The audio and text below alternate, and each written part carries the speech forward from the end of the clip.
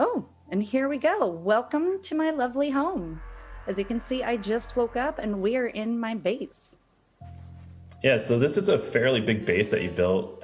First, we have a bunch of different things that you added to the base. Right now, we have a lean-to that you just interacted with, and you got to set your spawn point there, but that's also a place where you can rest and pass the night if you want to. But we have a lot of vanity items that you built. We have some chairs and a little sconce right here for light. Yes, I love the way that a lot of this came together. I love the fact that you use things that you find, such as the bug parts in the chair. I love turning off the lights. I don't know what it is, but turning lamps and torches on and off are great.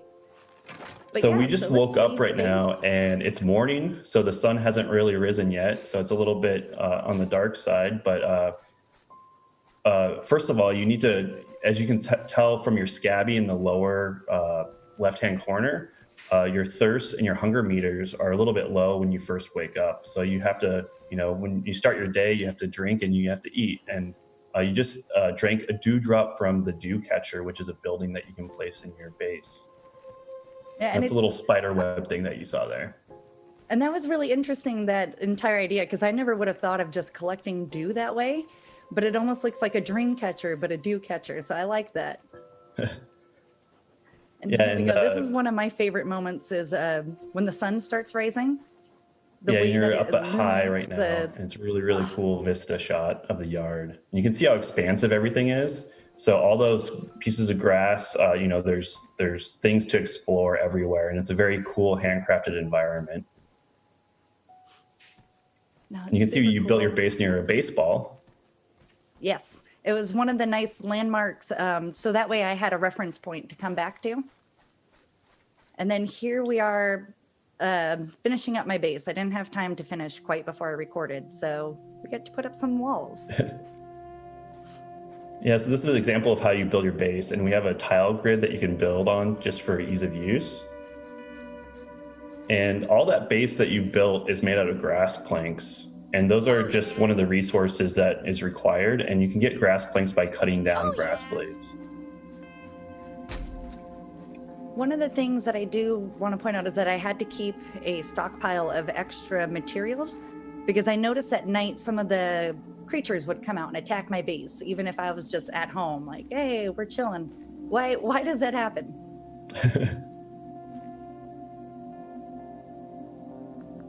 So another thing that we're doing here is we're building up a ceiling, and the ceiling is made out of clover leaves. So it's just another resource. And the structural elements are also made out of weeds. So you have to cut down weeds to build some of the structural elements of your base. Now, I really like the pattern, the fact that you guys laid the clovers over each other to make it actually look like a roof tile. Yeah, it's it's just like little things like that.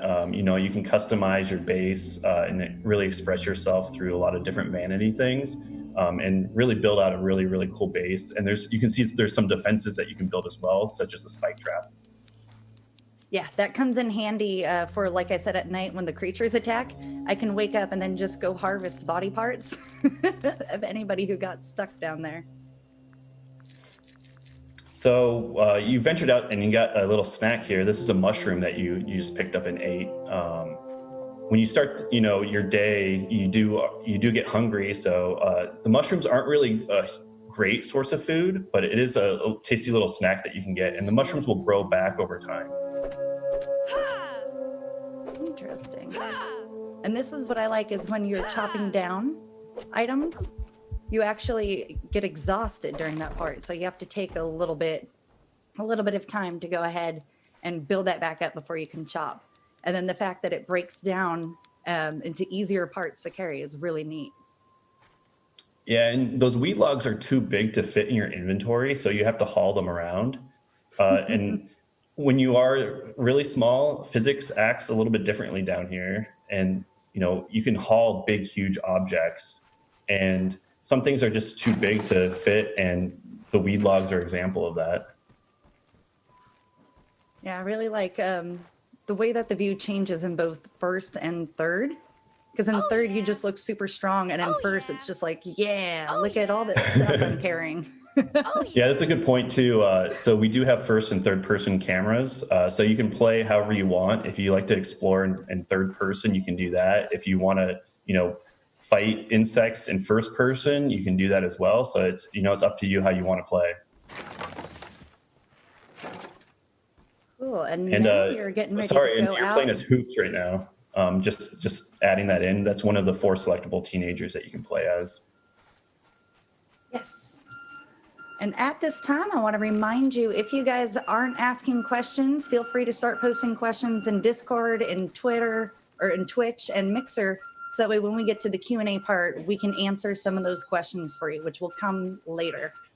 But I do want to ask about that juice drop. So go there's ahead. a lot of man-made objects in the world. So, and each one has its own unique thing. Like some are just there to build a base around and act as a cool landmark. The juice box, for example, you can find tasty juice out of the straw and it will drop down and you can slurp it up. And it's a good source. You don't get a lot, but it's a good source to refill your thirst and your food. But there's a lot of cool things in the yard that you can find that have different properties like that.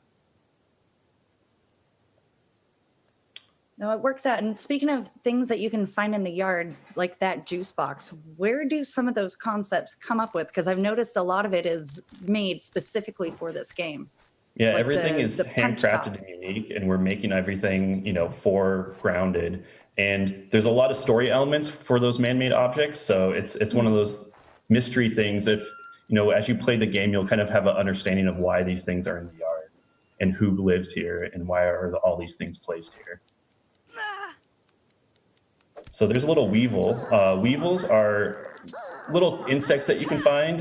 They actually will sniff out mushrooms. So if you don't kill them like you did here, you can actually follow them and they'll lead you to different mushroom patches. But you can also, hunt them and kill them and build stuff out of their parts. And I've noticed with the mushrooms, while they're a great resource to have, they don't really do a whole lot in terms of filling your hunger gauge. Yeah, they're just like a little tasty snack. So, you actually eventually you will want to hunt insects. They definitely give you more nutrition. So right now you're finding or hunting an aphid, and aphids are meaty and they're good source of food. So you'll have to roast them up and you have to cook them. So there's an extra step involved.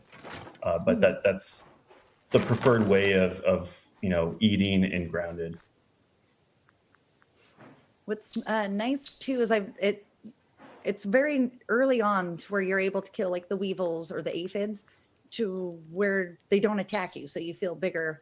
But I realized later when you get to ants and other larger creatures, you need some armor. So I'm starting with this Clover Armor, but I haven't really progressed past that. What other types of armors can we expect to see? Yeah, so Clover Armor is what we think of as like tier 0 armor. It's your first starting armor that you'll find. We do have more advanced armors. We have tiers of armor sets, and each armor has different properties depending on your play style. So for example, if you want to play a more tanky character and go in head on and fight insects with melee weapons, there are different options for you. For example, there's the Acorn Armor, which offers more protection. So there's 3 slots. So as you can see, you have a head piece and a armor piece, chest piece equipped. There's also the leg slot, and those will show up in the lower left-hand corner, so you can see how much protection you have left. And that's cool that you talked about the different types of play styles. So that way, when I hop in the game and play with my friends, we can each play a different type of way, but still all play together at the same time. Yeah, and we are talking about the single player part of the game here, but there is if you want to jump in and play co-op with your friends, you can play up to 4 players, and you can choose each one of the 4 player characters to adventure with. And a lot of things change depending on single and multiplayer, but the entire game is definitely playable from a single player, and you can go through the story at your own pace, or you can have fun and build a big base with your friends. So you actually did a pretty good shot here. So you were able to kill the aphid with your bow and arrow. I think that's like my proudest moment. I was not expecting, and the fact that I did it on one of the first few tries, I was very proud. So thank you. Yeah, one thing for ahead. people that are really looking at the stream, one thing you'll notice is on a lot of the resources, you'll see, an axe and a hammer. Those are the tools that you'll need to harvest those items. So we just want to make it very easy and apparent to tell you, like, hey, you'll need this to be able to harvest this thing. So you'll see that occasionally pop up. And it's one thing that we've been working a lot on to communicate that to the player. I think it's just a cool addition to the survival game that we're looking at all different ways of improving the survival game with Grounded. No, and you guys also did a really good job in streamlining the crafting too, because I don't know if you remember when I was picking up all the items, all the plant fiber, not only did it tell me how much I picked up, but it told me how much I had in total, which helps when you're trying to keep track and trying to craft a whole bunch of stuff all at once. Oh yeah, finally got those pants on. I am fully armored out. And you can see we have storage. So if your inventory is only a certain size, so you'll have to store stuff. And here's another cool addition that we've never shown off before is the Smoothie Station. So the Smoothie Station is a unique utility building that you can place down in your base, and it's a experimental crafting station where you can put bug parts into it and mash it all up, and you can get something out of it, which is a smoothie. And you can put any 3 ingredients in there and see what you get out of it. And most of the stuff is very beneficial, so it's a way to buff your character in combat. And you can just try out different things. One cool thing that we're doing is if you do find a cool smoothie that works out really well, it will actually remember that recipe for you. So you don't have to remember all those things, all the different ingredients that turned into a cool smoothie. One of the things that I loved about that Smoothie Station when I first saw it is the fact that I get to use bug parts that I may not have a purpose for at that time. So it was really nice to be like, I don't have to throw this stuff away. I could just make a delicious smoothie. And it might be gross, but most of the smoothies offer at least some nutrition. Yeah, I think that one that I just crafted replenished some health, which will definitely come in handy when I go exploring. Oh, here we are trying to equip my spiky sprig. So Spiky Sprig is it's a tier 1 club weapon. Yeah, we also have a spear that we have.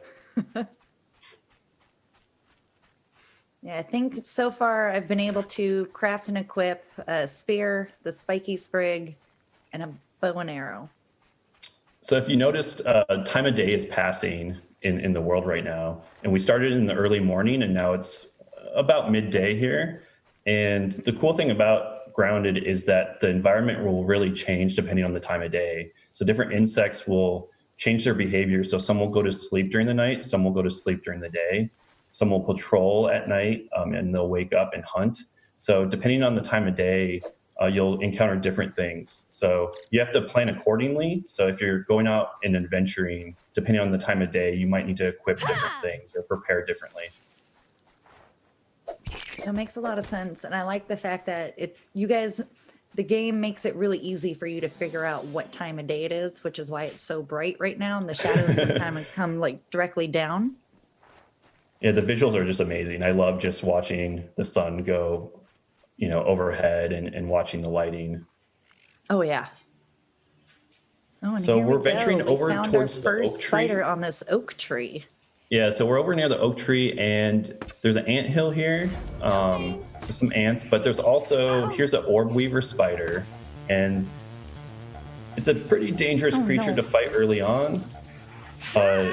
And the Orb Weaver will shoot a web at you to stun you in place and hold you in place while he'll munch on you. And as you can see, you probably want to be better equipped before fighting Orb Weavers or spiders in general. We have a couple different spider varieties.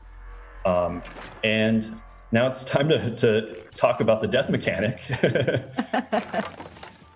So as you can see, there's a small penalty to death. It's not a huge penalty. And once you die, you'll have to go and retrieve your equipment that you were carrying on your backpack.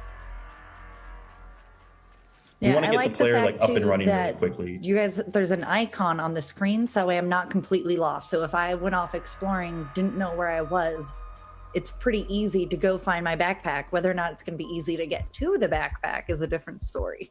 But this one looks like it's sneak okay. In there.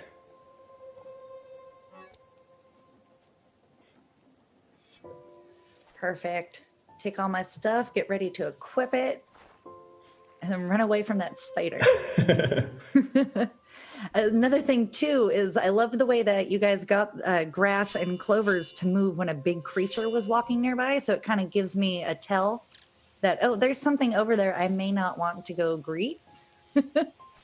That's one feature that we're really proud of, that we were able to pull that off. So all the grass that you see here is interactable. Every little bit is interactable. And it's one cool thing that we were able to do to have large insects really, show off how big they are by displacing the grass. And it's a really cool thing where you can see on the horizon if there's a huge creature lurking about. Yeah, it's definitely helpful and kind of scary when it's grass close to you. Here we go. We are getting ready. Running away from the oak tree because I think I was done with the Orb Weavers. And well, it looks like we got a ladybug on a grass. Yeah, the ladybug it looks like it's stuck up there. Yeah, but you know what? That's part of the reason why we're doing this early access July 28th, right? So that way we can get the players in the game playing, so that way they can help us find all this stuff and make the game a game that we all want to play. Yeah, so, there's going to be some issues here and there. We hope to have it as polished as we possibly can have it. Oh, yeah. But we want to involve the community as early as possible in the development of the game so that, everyone can help shape the direction and the future of Grounded. Right here, we fought a little mite. Mites are just hostile little pests that will, bite your face off if you're not paying attention. If they group up, they're a little more dangerous. Oh, you can hear them come too. Yep. And I love this too. I love the fact that if I have forgotten to equip something or accidentally thrown it, I can at least try to punch before running away. Yeah, so punching is always the last ditch option. Not recommended, but if you run out of your weapons, you can always go in and punch.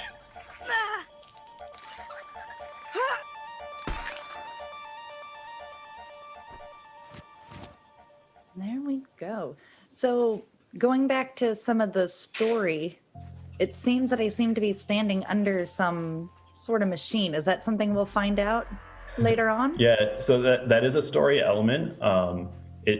There is a lot of, as you can see from the trailer, there is, a lot going on in this yard with a lot of different layers. And that's one thing that as you play through the storyline, you'll find more and more information about what's going on, about the mystery of the yard, who put you here, who owns this yard. And, we introduced the robot friend in the game. His name is Burgle, and we both have Burgle shirts on. So yeah. So Burgle is definitely a favorite of the team, and we're happy to finally get to talk about Burgle. And he is your robot buddy that's helping you throughout the adventure. So not only do we have this awesome world to explore, but we do have a story that takes you through the different environments, and there's reasons why you're here. And that's really important to us, as a studio, to have a rich story with awesome characters. Oh, you can see the grass moving. That is a much bigger spider this time. Holy jeez. Yeah, you can see that we do have banter with the characters. So if you're playing alone, you still get the banter from the character that you picked, and they'll comment on the things going on in the yard, and it adds a lot of personality to the character and to the adventure. And that was a hunter wolf spider, and those guys, you just want to run the other way if you see those. Yeah, I also liked back there that I was able to go inside the soda can and go Oh explore yeah. inside that. That was neat. Yeah, all the man-made objects are really fun landmarks to build bases around. Hey, I think I hit And this if you falling want to apart build a last base week. inside the So that's can where as it well ended up. and make it your house, you can do that. Offers good protection. Now we're in a slightly different area in the yard, which is what we call the flooded area. And there's a sprinkler nearby that has a crack in it and has been leaking for several days and has flooded a big portion of the yard.